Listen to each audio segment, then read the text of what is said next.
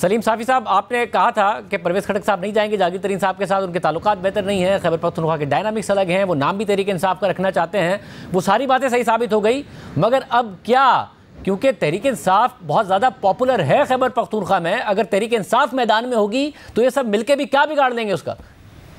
نہیں شاہزیب، ایک تو یہ obvious ہے کہ تحریک انصاف میدان میں نہیں ہوگی الیکشن کے وقت، اور نہ صاحب میدان میں ہوں گے۔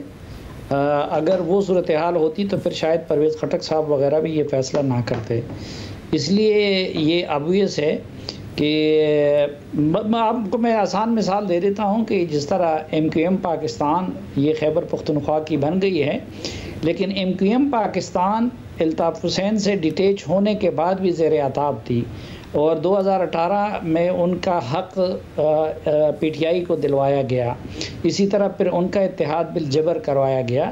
لیکن جو پرویز خٹک صاحب کی جماعت بنی ہے، یہ آپ یوں سمجھے کہ وہ خالد مقبول صدیقی کی جگہ بیٹھ گئے ہیں، لیکن یہاں پہ جو PTI کے قائد ہے ان کے جرائم کی فہرست وہ میرے خیال میں الطاف حسین سے بھی زیادہ ہے، تو نہ وہ الیکشن میں ہوں گے نہ یہ ہوں گے، اور دوسرا MQM کے برخلاف یہ جماعت زیر عتاب نہیں ہوگی بلکہ یہ لاڈلی جماعت ہوگی۔ شامی صاحب، -1 تو دیکھا ہم نے، مگر پارٹیاں پھر بھی رہیں تھوڑی بہت توڑ پھوڑ کے ساتھ، یہاں ایسا لگ رہا ہے کہ نیچے سے پارٹی کا صفایا کیا جا رہا ہے۔ آپ کے خیال میں یہ لگتا ہے آپ کو سسٹینیبل ہے، یا پھر الیکشن میں یہ سب فارغ ہو جائیں گے، چاہے استحکام پاکستان پارٹی ہو یا پھر یہ پاکستان تحریک انصاف پارلیمنٹیرین ہو؟ نہیں، ایک تو یہ کہ اب مثلا یہ جو لوگ گئے ہیں یہ 99% وہ ہے کہ جو PTI کے ساتھ شروع میں نہیں تھے، یا جب PTI بنی تو اس میں اس وقت ایک شوکت یوسفزئی اور اسد کیسر اور شاہ فرمان، یہ 3 بندے ان کے ساتھ تھے۔ یہ باقی سب لوگ تو انکلوڈنگ پرویز خٹک، ان کو تو جبر کے ذریعے، دونس کے ذریعے بلیک میل کر کے عمران خان کے ساتھ لایا گیا تھا۔ تو ایک تو باقی پارٹیوں میں -1 اور یہاں کے -1 میں فرق ہے۔ دوسرا، ہم روسی سیاست کی تو بڑے بظاہر مخالفت کرتے ہیں، لیکن اس کا یہ فائدہ ہوتا ہے کہ لیڈر کے آؤٹ ہو جانے کے بعد پھر جو آگے نسل ہوتی ہے وہ اپنے آپ کو انٹیکٹ رکھتی ہے۔ تو وہ تو میں نے اور آپ نے غلطی نہیں کی ہے، وہ تو PTI کے قائد نے غلطی کی ہے کہ اپنے دونوں بچوں کو یہاں لا کے سیاست سکھانے کی بجائے انہوں نے ادھر گولڈسمتھ کے گھر میں رکھا ہوا ہے۔ تو ادھر ان کا جانشین سوال یہ ہے کہ کون بنے گا جو ان کے بہاف پہ پارٹی کو انٹیکٹ رکھ سکے۔ اس سے زیادہ اہم یہ ہے کہ تحریک انصاف میں جو ڈیموکریسی کا وعدہ کیا تھا الیکشنز کرانے کا، وہ پروسیس نہیں آگے بڑھا، جس کی وجہ سے کوئی دوسری قیادت متبادل طور پر یا ان کے بعد یا ان کی موجودگی میں نہیں نظر آ رہی ہوتی ہے۔ شامی صاحب، آپ کیسے اس ساری کی ساری سچویشن کو دیکھ رہے ہیں؟ آپ کے خیال میں یہ پائیدار ہے؟ ہماری تاریخ جو بتاتی ہے، جو آل انڈیا مسلم لیگ تھی جب وہ پاکستان مسلم لیگ کے سانچے میں ڈھلی تو اس میں کوئی یعنی وارث موجود نہیں تھے، نہ محترمہ فاطمہ جناح نے مسلم لیگ کی قیادت سنبھالی، نہ لیاقت علی خان کے بیٹوں نے سنبھالی، اور مسلم لیگ جو ہے وہ اپنے کارکنوں کے سپرد رہی، اور 1958 تک باقاعدہ ایک تنظیم کے طور پر موجود تھی۔ اس میں دھڑے بنے، کچھ لوگوں نے بغاوت بھی کی، کوئی ایک آدھ نئی پارٹی بھی بنا لی، لیکن مسلم لیگ جو تھی اس نے اپنا وجود برقرار رکھا۔ اسی طریقے سے یہ ہو سکتا ہے کہ کسی پارٹی کے یعنی وارث نہ ہو اور کیا بیٹا نہ ہو، بیٹی نہ ہو، لیکن اس کے باوجود اگر وہ جمہوری بنیادوں پر استوار ہو اور لوگ اس کے ساتھ جڑے ہوئے ہوں تو پھر تو کوئی بھی آدمی قیادت سنبھال سکتا ہے نا۔ اب PTI جو ہے اس کا امتحان ہوگا۔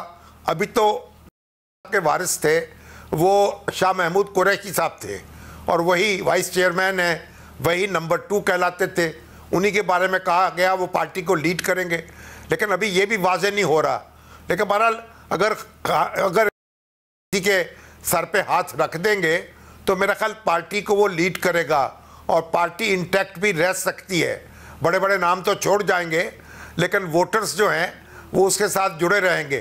اب کتنی بڑی تعداد میں جڑیں گے اس بارے میں کہنا مشکل ہے۔ مگر شامی صاحب، الیکشن میں نظر آتی ہے آپ کو اس کے لیے تحریک انصاف کے الیکشن میں تحریک انصاف ہو مجیب الرحمان شامی صاحب؟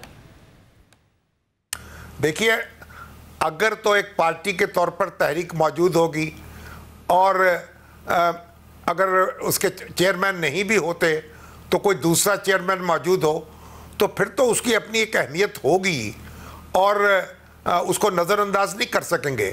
یہ کہ وہ سویپ کر جائے گی اور ہر چیز کو تہس نہس کر دے گی اور اپنے حریف جو ہیں ان کو ناکو چنے چبوا دے گی, یہ تو بہت مشکل ہے کہنا. لیکن وہ اپنی ساکھ اور اپنی حیثیت تو کسی نہ کسی حد تک برقرار رکھ سکے گی. لیکن ابھی تک تو دیکھیں نا, کوئی ایسا ٹھوس قدم پارٹی کے خلاف نظر نہیں آیا, کوئی ایسا قانونی اقدام نہیں کیا گیا کہ پارٹی کی راہیں مسدود ہو جائیں یا اس کے لیے کام کرنا مشکل ہو جائے. اور ابھی تو اس کے جو چیئرمین ہیں ان کے بھی راستے جو ہیں وہ بند نہیں کیے جا سکے. سلیم صافی صاحب, آپ کی دو خبریں ظاہر ہے جہانگیر ترین صاحب کے حوالے سے صحیح ثابت ہوئی, وہ پارٹی سامنے آئی, پھر پرویز خٹک صاحب کے حوالے سے سامنے آئی خبر صحیح ثابت ہوئی, وہ سامنے آئی. آپ کیوں اتنا کنونسڈ ہیں کہ نہ چیئرمین پی ٹی آئی نہ ہی تحریک انصاف الیکشن میں ہوگی, کیونکہ ابھی تک قانونی طور پر ایسا کچھ ہوا نہیں ہے کہ جس کی وجہ سے اگر 3-3.5 مہینے بعد یا 4 مہینے بعد الیکشن ہو اور یہ دونوں الیکشن سے باہر ہوں, پارٹی بھی اور چیئرمین بھی؟ دیکھیں, وہ میرے خیال میں ہم اس کا اظہار کریں یا نہ کریں, لیکن ہم تینوں جانتے ہیں کہ وہ کیوں ہوگا اور ابھی تک کیوں نہیں ہو سکا. اب ظاہر ہے کہ اسی طرح توق کے حساب سے جب آپ کو ضمانتیں مل رہی ہوں, اس سے پہلے ہمیں پاسٹ کی مثالیں یہ بتا رہی ہے کہ اگر اسٹیبلشمنٹ کسی سے ناراض ہو جاتی ہے تو اس کو پھر اقامے میں بھی نااہل کر دیا جاتا ہے. لیکن یہاں پہ آپ دیکھیں کہ وہ آخر کس کیس سے بچیں گے. تو شخانہ سے بچیں گے, القادری اس سے بچیں گے, پھر 25 مئی 2022 کی توہین عدالت سے بچیں گے, باقی جو الزامات ہیں اس سے بچیں گے, تو پارٹی فنڈنگ کیس سے بچیں گے. اور یہ بھی ہم سب جانتے ہیں کہ اگر ماضی میں ان کو اسٹیبلشمنٹ کی سرپرستی حاصل نہ ہوتی تو پارٹی فنڈنگ کیس میں وہ شاید پچھلے الیکشن سے پہلے وہ نااہل ہو جاتا ہے. پھر دوسری جو مثال دی انتہائی ادب کے ساتھ شامی صاحب ہمارے استادوں کے استاد ہیں اور وہ خود اس تاریخ کا حصہ رہے ہیں. ہم نے تو صرف کتابوں میں پڑھا ہوگا یا ان جیسے لوگوں سے سنا ہوگا, لیکن اگر مسلم لیگ تھی یا باقی جماعتیں تھی وہ اگر بچی تو وہ اس غیر فطری طریقے سے کسی جنرل کی بنائی ہوئی جماعتیں نہیں تھی, بلکہ ان کی ایک ہسٹری تھی, ایک تاریخ تھی, ایک نظریاتی ان کے بیسس تھے. اور پھر جو ان کے اگر شاہ محمود قریشی ان کے جانشین بنتے ہیں تو کیا شاہ محمود قریشی پہ وہ خود اعتبار کرتے ہیں؟ کیا اس کو وہ اپنا صدر مانیں گے؟ تو ادھر ایک یہ بھی مسئلہ ہے کہ جو سینئر ترین لوگ تھے نہ پارٹی جمہوری طریقوں سے چل رہی تھی, اور سینئر ترین لوگ جو ان کے جانشین بننے کا پوٹینشل رکھتے ہیں ان کو بھی ٹرسٹ نہیں ہے. اور وہ ظاہر ہے کہ اگر ان کی جگہ لے بھی لے تو وہ ان سے نہیں بلکہ کسی اور سے ہدایت لیں. شاہ صاحب, ظاہر ہے جو چیئرمین پی ٹی آئی کا سپورٹر ہے وہ انہیں وزیر اعظم بنتا دیکھنا چاہتا ہے. گرفتار ہوں یا نااہل ہوں یا کسی کیس میں فیصلہ آ جائے, آپ کے خیال میں ریاکشن میں زیادہ ووٹ پڑے گا یا واقعی مایوسی کی وجہ سے کم ووٹ پڑے گا؟ ایک ایسی سچویشن ہوگی جس کا پی ڈی ایم کو فائدہ ہو رہا ہوگا. دیکھیے, دونوں طرح کا رد عمل ہو سکتا ہے. ہم نے دیکھا محترمہ بے نظیر بھٹو کو جب اقتدار سے رخصت کیا گیا اور ان کے خلاف پھر ریفرنس ہوئے, چارجز لگے, تو ان کے جلوسوں میں نعرہ لگتا تھا یا اللہ یا رسول, بے نظیر بے قصور.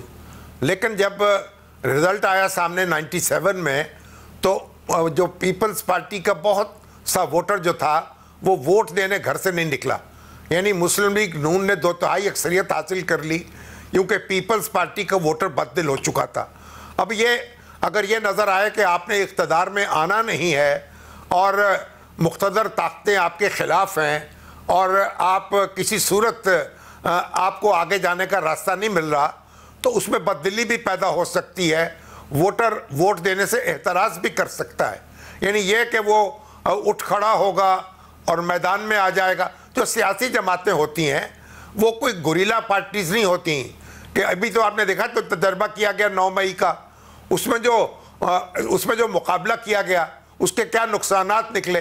تو میرا خیال ہے کہ جو ووٹر سے یہ توقع رکھنا کہ وہ بہت غیر معمولی حالات میں خم ٹھونک کے میدان میں رہے گا, یہ بہت ایک بعید از قیاس بات معلوم ہوتی ہے.